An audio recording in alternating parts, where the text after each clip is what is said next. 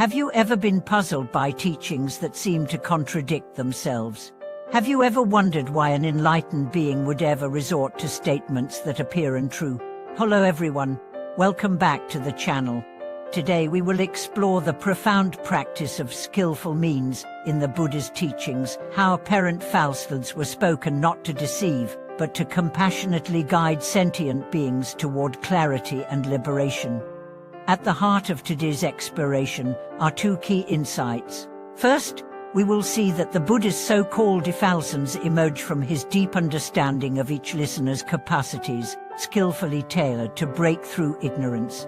Second, we will uncover how embracing this flexibility of expression can inspire us to communicate with empathy and wisdom in our own lives.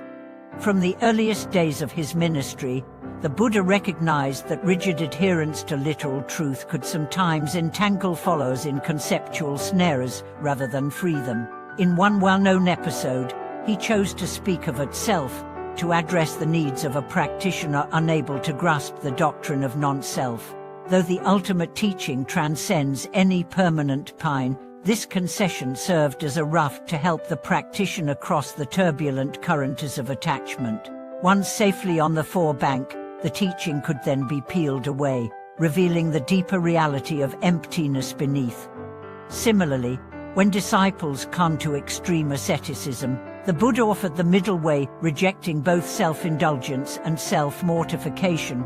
Though he preached moderation, he did not hesitate to adapt his language, sometimes speaking as if sensory pleasures were wholly inimical to liberation, when in fact he guided followers toward balanced practice. These adaptive expressions demonstrate that what matters most is not the literal content of words, but their power to transform hearts. Such examples illustrate that the Buddha's primary allegiance was always to liberation rather than to mere doctrinal consistency. His falsehoods were born of compassion, crafted to meet each individual where they stood. By skillfully adjusting the teaching, he created openings in entrenched views, enabling students to experience glimpses of truth that would otherwise remain inaccessible. In our own lives, we too encounter moments when rigid communication fails to reach others. A harsh truth delivered without sensitivity can alienate rather than enlighten. By learning from the Buddha's example of skillful means, we can cultivate an adaptive approach, choosing words, metaphors, and stories that resonate with each person's background and needs. This compassionate flexibility transforms conversations into opportunities for genuine understanding and growth. From the parable of the burning house in the Lotus Sutra to his concession to speak of a permanent self, the Buddha demonstrated remarkable flexibility in his methods. In the story of the burning house, a wealthy father entices his children to escape a dangerous blaze by promising them 3 carts drawn by goats or deer. In truth, he intends to give them all a grand camel-drawn cart. Though the promise seems deceptive, it serves a higher good, rescuing the children from imminent peril. Likewise, the Buddha sometimes offered simplified or provisional teachings, what he called provisional truth, to draw disciples away from destructive views and practices, eventually guiding them to the deeper, ultimate truth of emptiness and non-self.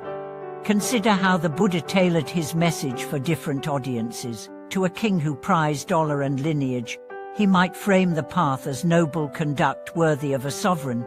To asceticus clinging to austere practices, he expounded the middle way between self-mortification and self-indulgence. To householders preoccupied with wealth, he emphasized generosity as the foremost virtue.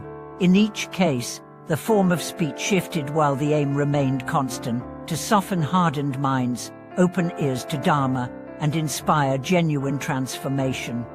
The story of Kisagotami further illustrates this point. Overcome by grief at her child's death, she approached the Buddha, who told her to find a mustard seed from a home untouched by loss. She searched tirelessly, only to discover that grief had touched every house. In this simple instruction, what began as a quest for literal mustard seed became a profound lesson on the universal nature of suffering. By framing the teaching as an outward task, the Buddha guided her inward to the insight that all conditioned life is impermanent.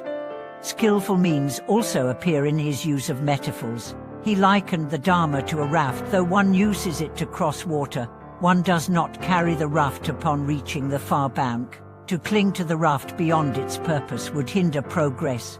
Similarly, when he spoke of a self to address the needs of those unready for the doctrine of non-self, he later reminded them that the notion of self, too, was a provisional raft to be relinquished once the teaching had served its purpose.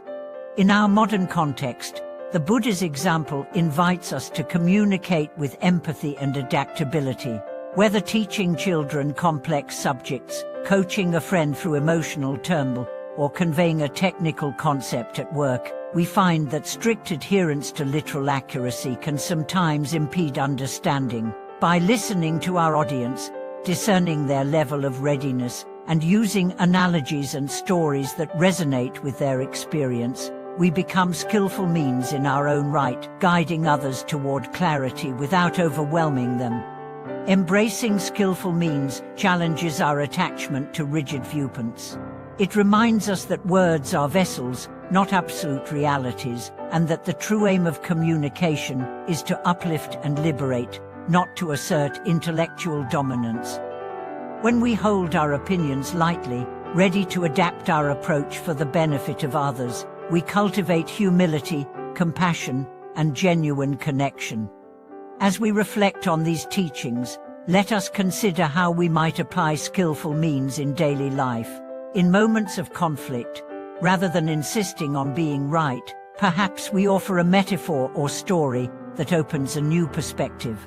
When facing loved ones who struggle with doubt, we might present teachings in bite-sized form, inviting curiosity rather than confrontation. In classrooms, boardrooms, or casual conversations, we carry forward the Buddha's spirit of compassionate adaptability, speaking not to win arguments but to free minds. Thank you for watching this video.